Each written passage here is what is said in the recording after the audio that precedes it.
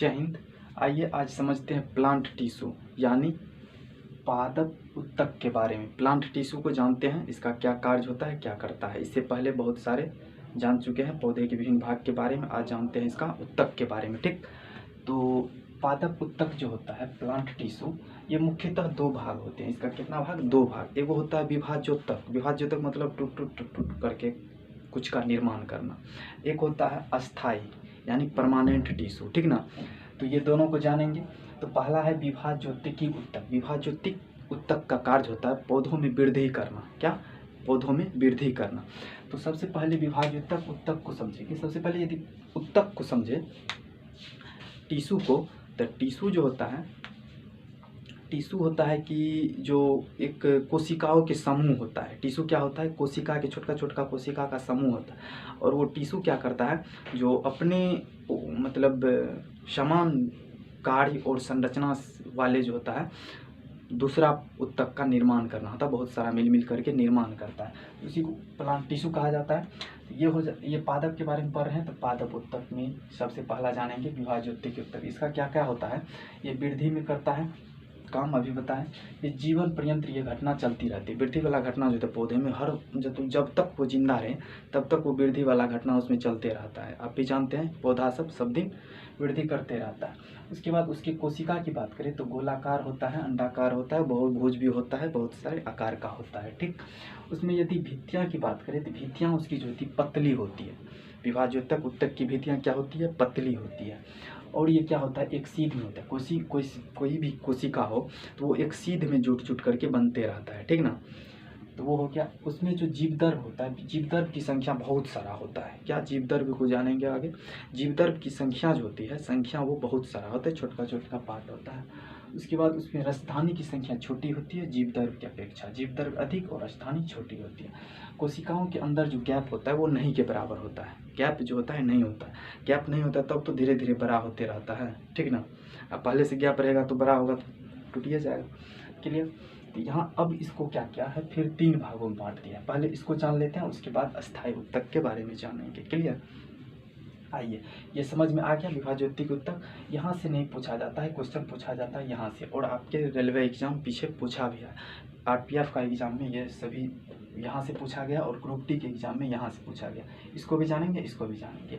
अब देखिए, यहाँ एक सबसे पहला है शीर्ष विभाज्योतक। विभाज्योतक अब सब में लिखते तो उससे तो अच्छा है, मतलब यहाँ पे विभाज्योतक उत्तक ही आती है, इसको बोलेंगे शीर्षस्थ विभाज्योतक उत्तक, इसको पार्श्व विभाज्योतक उत्तक, और इसको अंतर्वेशी विभाज्योतक उत्तक। शीर्ष में यदि समझेंगे तो सबसे पहले जब जन्म लेगा कोई भी वृक्ष, जैसे यहाँ है, तो सबसे शीर्ष स्थान पे उसी का काम होता है। किसका? शीर्ष विभाज्योतक। इसको बड़ा करने में शीर्ष पे रहेगा, शीर्ष को क्या करता है? बड़ा करते रहता है।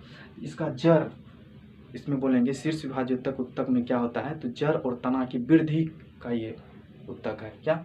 जड़ और तना की वृद्धि का उत्तक है। कौन सा? शीर्ष मतलब एपिकल टिश्यू, एपिकल विभाज्योतक। ठीक ना, उसके बाद यदि इसमें देखें लेटरल में, लेटरल क्या करता है? जड़ और तना, लेटरल क्या करता है? जड़ और तना के घेरे में वृद्धि करता है, मतलब ठीक ना, घेरे में। अब जड़ हो गया तो जड़ में ढेर सारा जड़ को निकालेगा, घेरा बनाएगा अपना।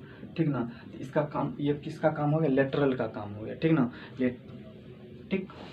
और तना को भी क्या करता है? तना के भी शाखा में विभाजित करता है, मतलब घेरा बनाता है।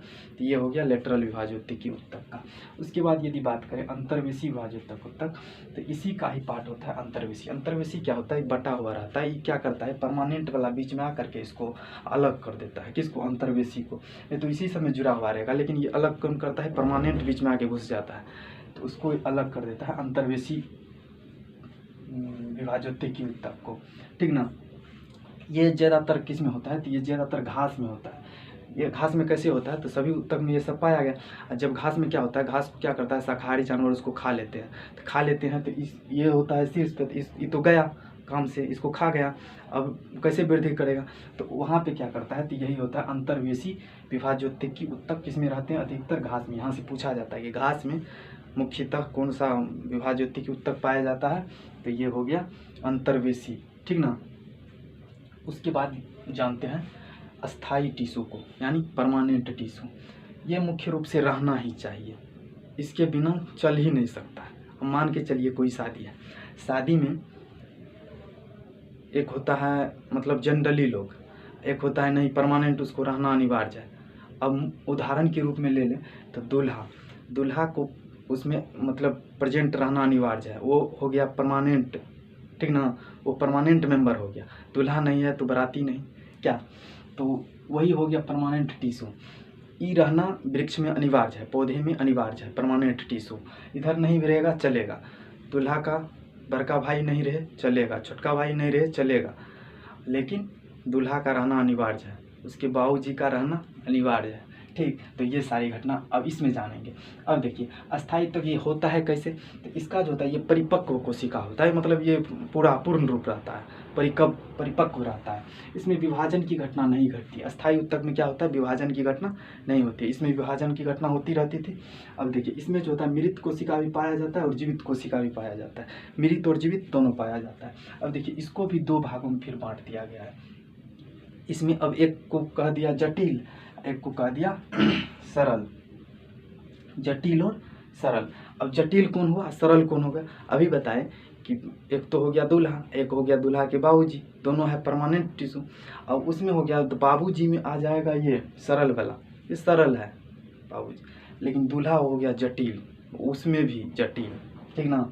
अब देखिए अब इसमें सरल में क्या हो गया, बाबूजी बहुत भी होते हैं, वो बड़का बाबूजी, एगो छोटका बाबूजी, उसी में हो गया। ये इसको बांट दिए तीन भागों में। तीन भाग कौन सा है, एगो मृदु उत्तक हो गया, एगो स्थूल कोण उत्तक और दृढ़ उत्तक। यहाँ से क्वेश्चन गिना गिना के पूछा है रेलवे ग्रुप डी इसका, लेकिन ये नाम नहीं पूछा है, इसका इंग्लिश नाम पूछा है, तो अभी जानते हैं इसके इंग्लिश नाम।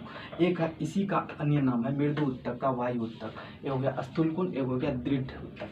इसका है सबसे पहला यदि जानेंगे, इसका एरेनकाइमा, क्या है एरेनकाइमा, ये इंग्लिश नाम है, लेकिन इसी टाइप से पूछा जाता है, इसका इंग्लिश वर्ड नहीं दिया जाता, डायरेक्ट देता है एरेनकाइमा। इसका नाम है कोलेनकाइमा, कोलेनकाइमा। इसका नाम है स्क्लेरेनकाइमा, स्क्लेरेनकाइमा, ठीक। इसका दो अन्य नाम भी है, उसको भी जानते हैं। एक तो हो गया एरेनकाइमा, एक हो गया पेरेनकाइमा, पेरेनकाइमा, एक है क्लोरेन,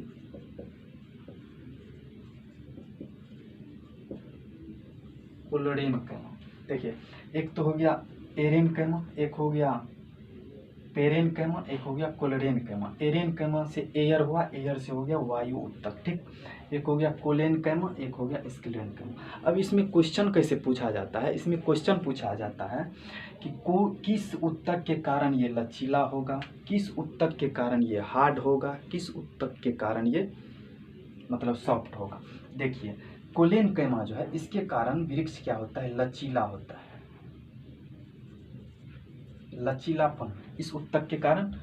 कोलेनकाइमा के जब आंधी पानी में कैसे होता है, वृक्ष ऐसे ऐसे करते रहता ना, तो जिसका कोलेनकाइमा मजबूत रहेगा तो कितनों ऐसे ऐसे करे उसको संभाल के फिर जगह पे लाइए लाता है। लेकिन वही यदि कमजोर है तो वो इधर गया तो वो रह गया इधर, ठीक है। अब देखिए ये दृढ़ उत्तक कहाँ होता है, दृढ़ उत्तक स्क्लेरेनकाइमा जो होता है सबसे हार्ड होता है। क्या होता है, ये हार्ड होता है, क्या होता है, हार्ड होता है।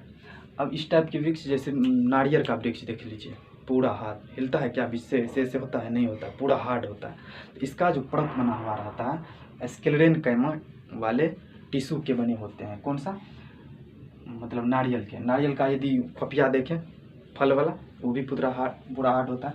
तो वो जो होता है मोटा किस कारण से होता है, बाहरी वाला परत, वो यहाँ से पूछा जाता है कि लिग्निन के कारण कौन मोटा होता है, स्क्लेरेनकाइमा। लिग्निन के कारण मोटा कौन होते हैं, स्क्लेरेनकाइमा।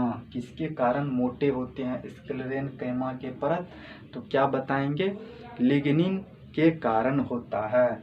इसके कारण क्या होता है, तो इसके कारण सॉफ्ट रहता है, क्या रहता है, सॉफ्ट रहता है। किसके कारण, मृदु उत्तक के कारण सॉफ्ट होता है।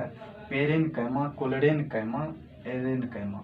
इसमें है कोलेनकाइमा, इसमें रॉ का उच्चारण नहीं है, इसमें है कोलेरेनकाइमा, ध्यान रखना है। कोलेनकाइमा के कारण लचीलापन और कोलेरेनकाइमा के कारण सॉफ्ट। कोलेनकैमा के कारण लचीलापन, स्क्लेरेनकैमा के कारण हार्डनेस। अब जानते हैं इस साइड वाले, दूल्हा वाले। ये कौन सा वाले हैं? दूल्हा वाले, यानी जटिल। तो जटिल को भी दो भागों में बांटते हैं क्या?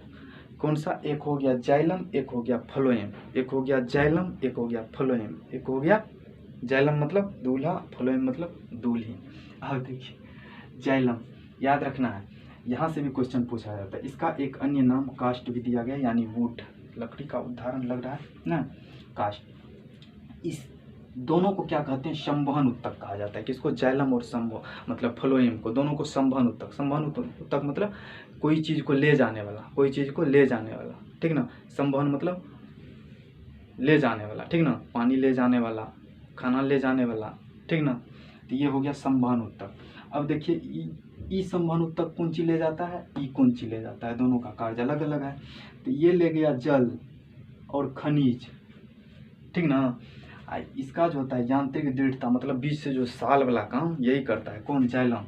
जाइलम से याद रखना है क्या? दूल्हा। दूल्हा क्या करता है? जल लाता है। खनिज मतलब क्या? खाना बनाने वाला औजार सब, मतलब औजार नहीं, मतलब कहने का मतलब वो सामग्री, जैसे दाल हो गया, चावल हो गया, फलना चिलना, तो ये सभी काम हो गया। और फ्लोएम का काम क्या है? संवहन उत्तक, ये भी है संवहन उत्तक, कार्य करने वाला, मतलब इधर उधर जाने वाला। तो ये भोजन को क्या करता है? भोजन जो तैयार हो जाता है, तैयार करने तो प्रकाश संश्लेषण की घटना होती है, तैयार जब हो जाता है तो ये काम करता है पहुंचाने का। कौन सा काम? सटीक क्या ना। फ्लोएम का काम क्या है? पहुंचाने का। लो तू भी लो, तू भी लो, तू भी जड़ को खाना चाहिए जो, तू भी खा ले, पत्ती तुम्हें खाना चाहिए तू भी खा, तना को भी दिया। तो ये फ्लोएम का काम हुआ कि खाना, भोजन को बांटना, भोजन को स्थानांतरित करना। लेकिन जाइलम का काम क्या हुआ? जल और खनिज को नीचे से उठा करके पत्ती तक पहुंचाना, यानी वहाँ पे खाना बनने का काम होगा, तो पत्ती तक पहुंचाने का काम जाइलम के द्वारा हुआ। और बीच में दृढ़ता मतलब शक्तिशाली वाला काम कौन किया वृक्ष में? तो वो हो गया कौन? जाइलम। उसके बाद इसका आयु का जो पता होता है, जाइलम उत्तक को मतलब वलय को गिन करके किया जाता है। ये वृक्ष के आयु का पता किसको? जाइलम के वो वलय को गिन करके किया जाता है। वो आयु के इस टाइप के गिनती को क्या कहा जाता है? डेंड्रोक्रोनोलॉजी। इस टाइप के आयु की गणना, वृक्ष के आयु की गणना को क्या कहा जाता है? डेंड्रोक्रोनोलॉजी, जो वलय को गिन करके किया जाता है, ठीक। तो आशा करता हूँ इस वीडियो में सब बातें समझे होंगे आप अच्छी तरह से। यदि अच्छा और इसमें से सबसे ज़्यादा क्वेश्चन पूछा गया है ग्रुप डी में, ठीक ना। तो ध्यान रखिएगा, आशा करता हूँ समझ में आया होगा। इस वीडियो में इतना ही, मिलते हैं नेक्स्ट वीडियो में, तब तक के लिए जय हिंद, धन्यवाद।